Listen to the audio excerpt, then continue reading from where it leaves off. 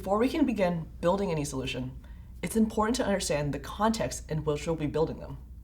So in our case, we'll need to understand the blockchain architecture. So blockchain solutions interface with the World Wide Web. And not only that, but they're actually changing the very nature of the web itself. In this section, we'll discuss Web 1.0, 2.0, and 3.0, meaning the past, present, and future of the internet. So with that, let's get started. Now, the birth of the internet can be deemed as Web 1.0. It allows users a one-way system to request data in a read-only format from the server. In this world, users passively consulted web pages and for the most part didn't really participate in generating any content. Then came Web 2.0, which allowed users to communicate with each other, send messages, pictures, videos, and then the web grew to handle these social interactions. Users became the creators of content, and along with that came the growth of internet services that we all know and love, such as Google, Amazon, Facebook, Uber, and even Airbnb.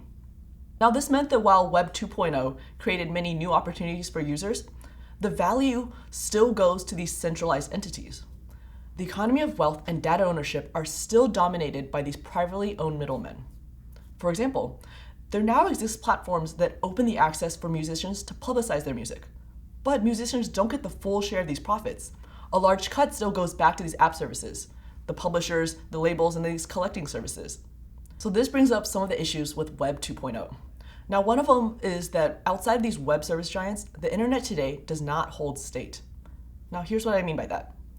In our current paradigm, if you were to query a device that's connected to the internet and ask it about its history or its current state, it has no idea what you're talking about. Now, two solutions came about to address this. First, cookies, which were invented for web apps to preserve state on the local devices. Now, the problem with cookies, however, is that they were created and controlled by service providers, not the user. The user does not have any control over which provider is giving them state or has access to their state. Secondly, centralized entities such as Google and Facebook hold the state and thus hold the value that's created from them. Let's refer back to our musician friend earlier. So there's no easy way for her to sell her music directly to her fans without going through a traditional middleman like labels or publishers. Now, there's nothing wrong with this current paradigm, but there's definitely room for improvement. So how is Web 3.0 looking to solve this? Well, with the introduction of the blockchain, we now have a way for participants to hold and transfer state in a digitally native way, as well as transfer the value it holds. So this is really powerful because it allows any participant not only to be able to be the creator of the content, but also benefit from its value. Imagine instead a world where artists can sell their music directly to fans using cryptocurrency, and then they can use smart contracts to instantly split and pay up the royalties with no need for traditional middlemen like those labels, publishers, or collecting societies. So that's exactly what companies like Ujo Music are doing. It's important to note that we're still at the very early stages of seeing Web3 unfold.